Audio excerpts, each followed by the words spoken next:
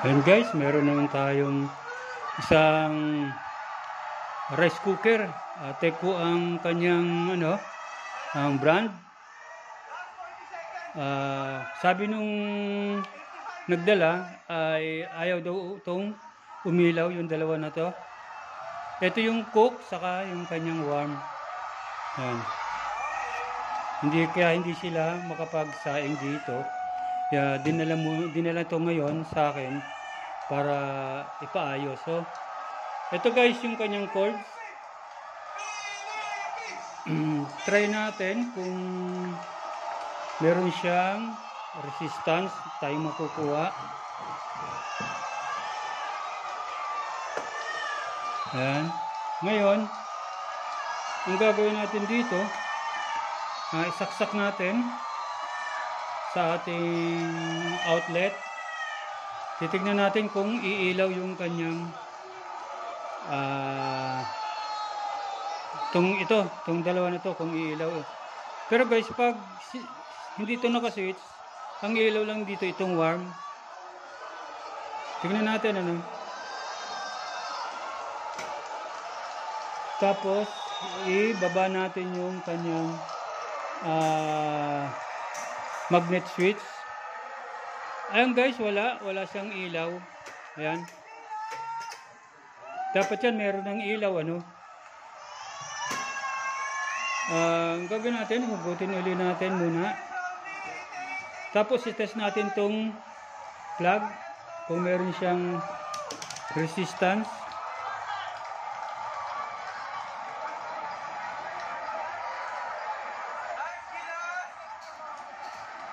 Dapat guys, gumalaw tong ating pointer. Itong na to, dapat gumalaw yan. Ayan. Nakakita nyo? Lapit natin ng konti,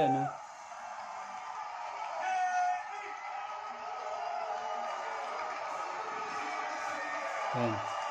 Dapat to guys, gumalaw yung ating pointer, pumalo siya pataas. Ang gagawin lang natin ay i-switch natin tong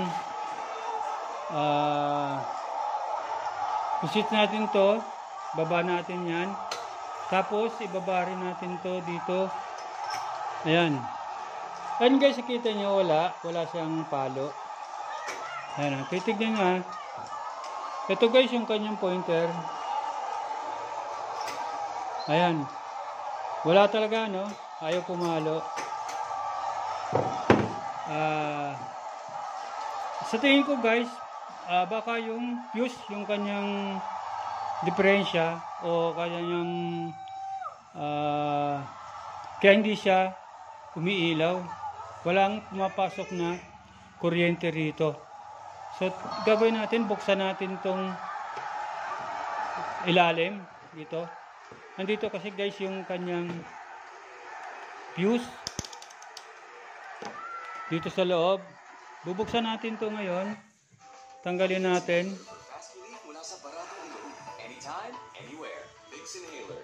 Itong dalawang tornilyo. Ito guys, itong dalawang tornilyo na to. Yan ang tatanggalin natin muna para mabuksan natin to at makita natin yung loob.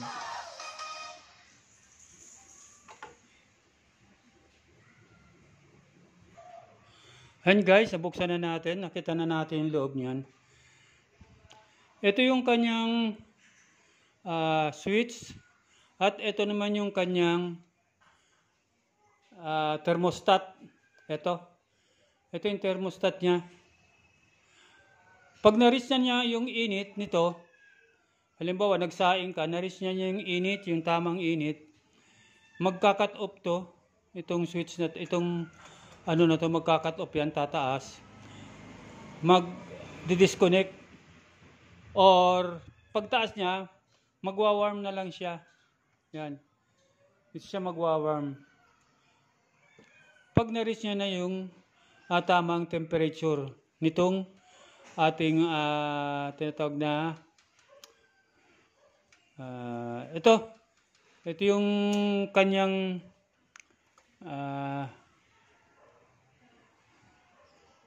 tawag niyan. Andito guys kasi yung heating elements niya, Yan. Pag uminit yan, tapos, ano siya, tataas yung kanya, automatic siyang babalik, pupunta ng warm para hindi masunog yung ating sinaing. So, ang gagawin natin, tetest natin to kasi wala nang pumapasok na supply dito. Kaya hindi niya mapailaw itong itong rice, itong cook saka warm. Baka dito sa kanyang tinatawag na thermal fuse. Ang gagawin natin dito guys, tatanggalin natin itong thermal fuse para tapos kukunin natin siya para ano natin kung ito nga yung may diferensya. Dali tatanggalin lang natin yan. And guys, tatanggal na natin yung ito para makuha natin yung kanyang fuse. Tinanggal din natin siya rito. Dito. Ito guys, wala itong connection Ito lang may connection dyan, itong dalawa na to. Saan yun? Ito guys, walang connection. Ito lang meron, ito, saka ito. Yung dalawa lang na to ang merong connection. Ngayon, tinanggal natin yung isang connection na galing sa fuse, ito.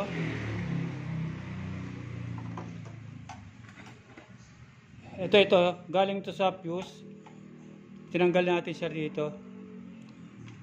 Ngayon, itetest natin tong fuse kung meron pa siyang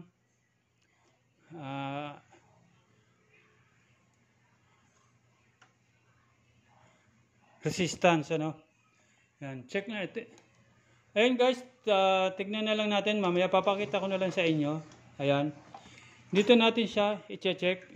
Ito yung isang linya ng ng ating fuse.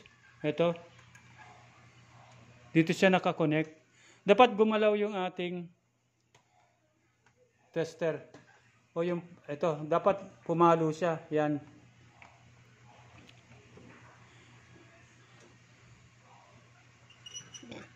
Kukunin ko na guys dito sa kabila. Ayan. Dapat yan guys, mayroon ng palo. Ayusin natin.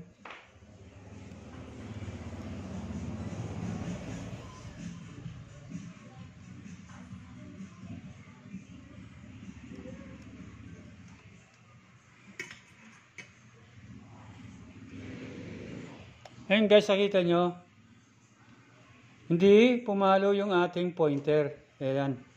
Ito yung pointer niya, hindi pumalo. So, may diferensya tong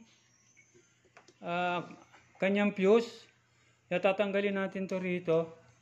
Then, i-check ulit natin kung talagang busted na siya. And guys, ito na yung ating ito yung ating thermal fuse. Ngayon, check ulit natin siya kung talagang wala na siyang resistance. Lagay natin ito rito. Tapos yung kabilang dulo, dito naman natin ilagay. Ayan. Ayan, nakita nyo guys, hindi gumalaw yung ating ayan. Ay, lalagay ko siya rito. Ayan. Wala siyang paggalaw. Hindi gumalaw yung ating pointer. So guys, ang diferensya nito ay ito. Kaya hindi na siya umiilaw dahil wala na pumapasok na kuryente rito. Papalabas, papunta ron sa kanyang dito sa heating elements. Wala na. Kaya hindi na umiinit yung heating elements niya kasi nga wala nang busted na itong kanyang thermal fuse. Ito guys yung papalitan natin. Sabihin natin doon sa may-ari na magpapalit tayo ng thermal fuse.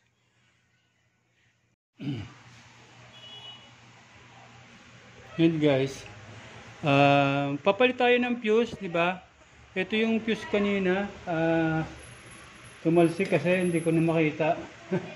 Nagpalit tayo ng fuse. Ngayon itatry natin itong ikabit dito sa kanyang lalagyan. Then ito isaksak natin dito.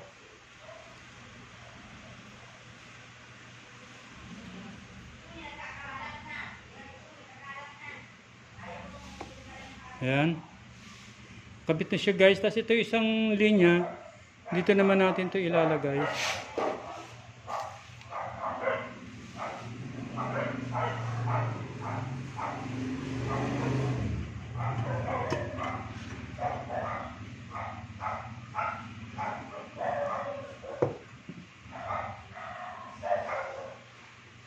Itong dalawa na to guys, magkasama to.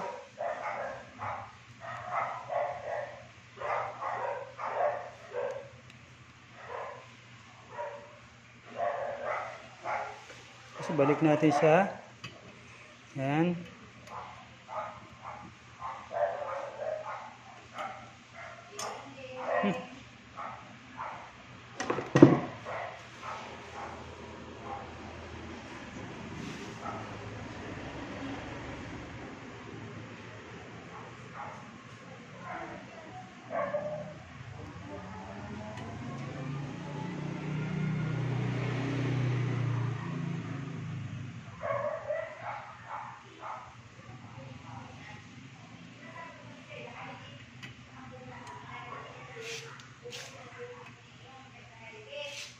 Balik na natin siya dyan sa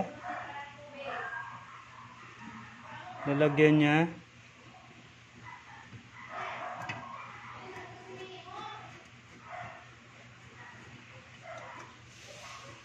Higpitan nyo lang guys kasi pag maluwag, nag-i-spark kasi yan.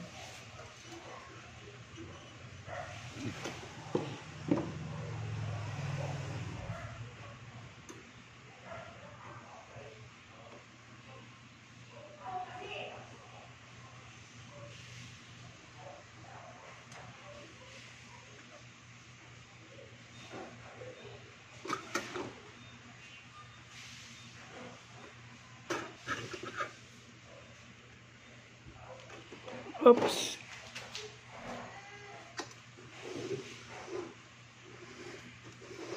Balik na natin siya dito sa lalagyan niya. Ito pala yun.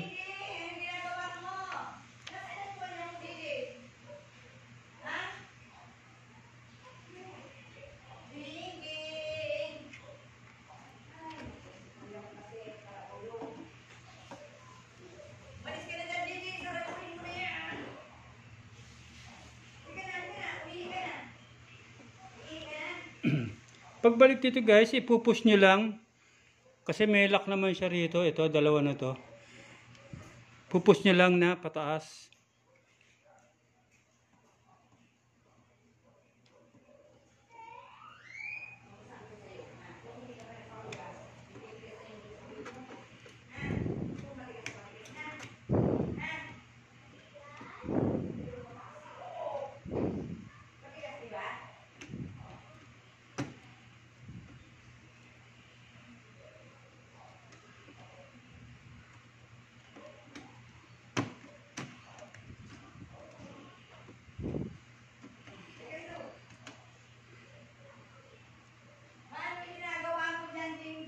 Iwasan lang natin itong sumabit dito sa, kasi open siya guys eh. Oh.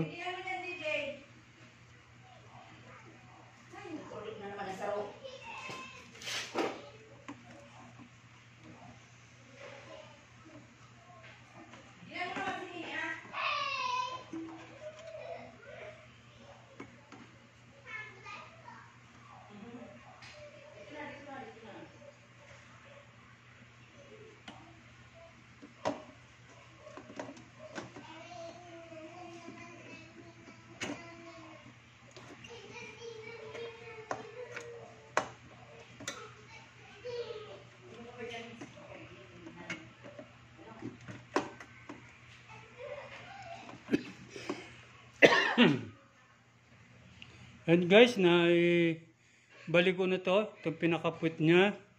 At ang gagawin na tatakpan lang natin ito. Pero mamaya na, itetest muna natin kung okay na yung nilagay natin na fuse.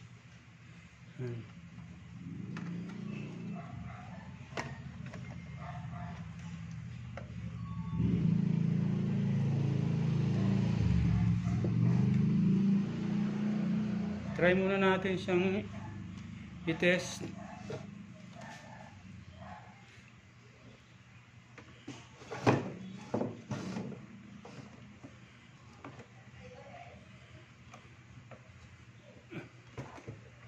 Ayan.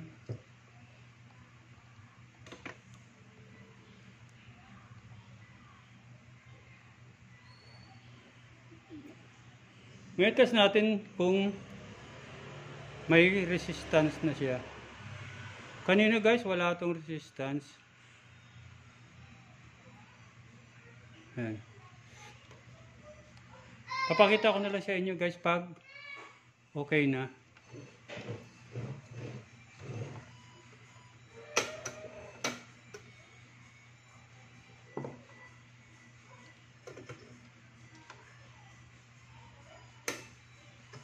Yun, wala.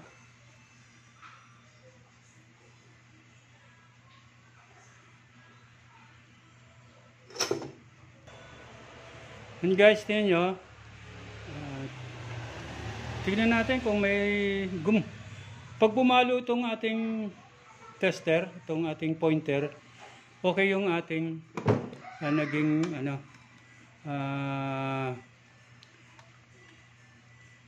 ginawa At titignan lang natin kung okay na siya. Yan. Switch lang natin dito. Ito, nakalagay siya guys dito sa terminal. Itong ating tester. Ngayon pag sinwitch natin to, dapat pumalo yung ating tester. Yan. Ayusin ko lang yung camera guys. Ayan.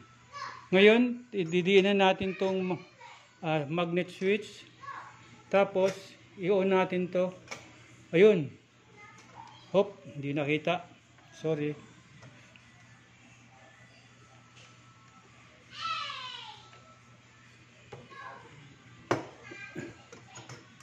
And guys, pag sinwitch natin to, i-on natin to, dapat pumalo yung ating pointer. Ayun. Ayan guys, meron na siya oh. Pumalo na yung ating pointer. Konektado na yung fuse doon sa ating heating element saka dito sa ating cords. Ngayon, ang gagawin natin, titignan natin kung may ilaw na siya. Dapat guys, umilaw itong worm. Kaya lang tignan natin, baka meron tayong magkaroon ng short. Kailangan walang magkadikitan.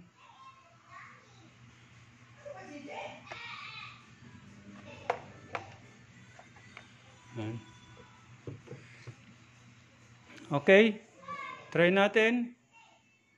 Walang puputok. Ayan. Ayan guys, umilaw na yung ating worm. Pag inon natin to, ayan o, meron na siya. Nagkukuks na siya. Pag diniinan natin dito, ayan. Tapos, pag na-reach niya na ng thermostat yung kanyang temperature, yung tamang init, ang mangyayari nito, aangat itong ating aangat itong ito. Yan, babalik siya sa normal dito sa warm. Ayan guys, mainit na guys yung ating ayan, uminit na yung ating kalan. Itong pinaka niya, heating elements niya, uminit na. So, okay naman yung ating pinalit na ano guys, na views. Kaya hanggang dito na lamang ano. Doon po sa gustong matuto, sundan nyo lang po yung aking ginawang pag-repair. At sana po mag-subscribe po kayo sa aking YouTube channel. At lagi nyo pong i-click yung notification bell para lagi po kayong updated sa mga video ko pong ina-upload sa YouTube. I-like and share nyo na rin po. At pag may nakita po kayong ads sa ating pong video, ay huwag nyo pong i-skip. Sa ngayon po, papaalam na muna tayo. Hanggang sa muli po. Ganun lang po guys ang gawin nyo. Pag may sirang rice cooker sa inyo, tignan nyo muna kung iilaw yung itong dalawa na ito. Itong cook saka warm. Pag walang ilaw yan, fuse ang diferensya. Okay. Maraming salamat po. Hanggang sa muli. Paalam uli.